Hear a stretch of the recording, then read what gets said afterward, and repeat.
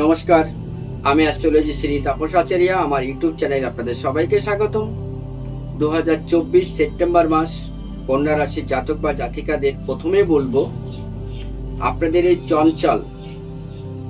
চঞ্চল অস্থিরতা বা কোনো কিছুর প্রতি একগ্রতা না থাকার কারণেই কিন্তু আপনারা ক্রমশই হুচুট খান।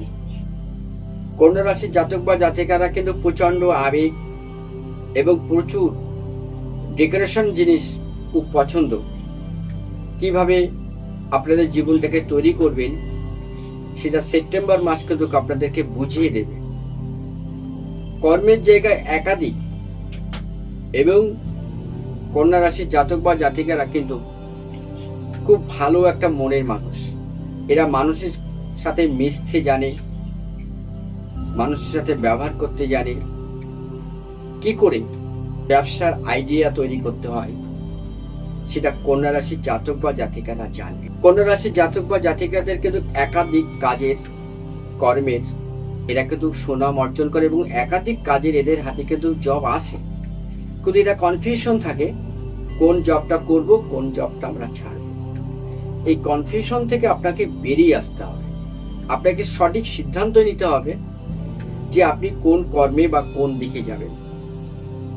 আপনারা যারা কন্যা রাশির জাতক বা জাতিকারা, এদের কিন্তু civil line, engineering line, mechanic line, মোবাইলে রিপেয়ারিং বা ডেকোরেশন, ছবি বা সিভিল অ্যাডভাইস এদের কিন্তু দারুণ দেয়।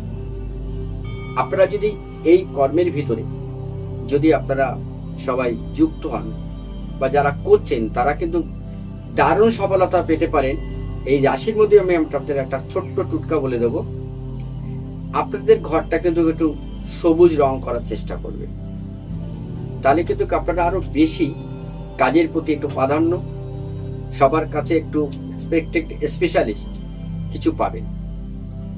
এবং সেটা বাড়ির পূর্ব দিকে আপনার কিন্তু বেডরুম হওয়া দরকার, তাহলে কিন্তু আপনি আরো কর্মের জায়গায় ফোকাস করতে পারবেন এবং আরো আপনি উন্নতির দিকে আরো উপরে উঠতে পারবেন।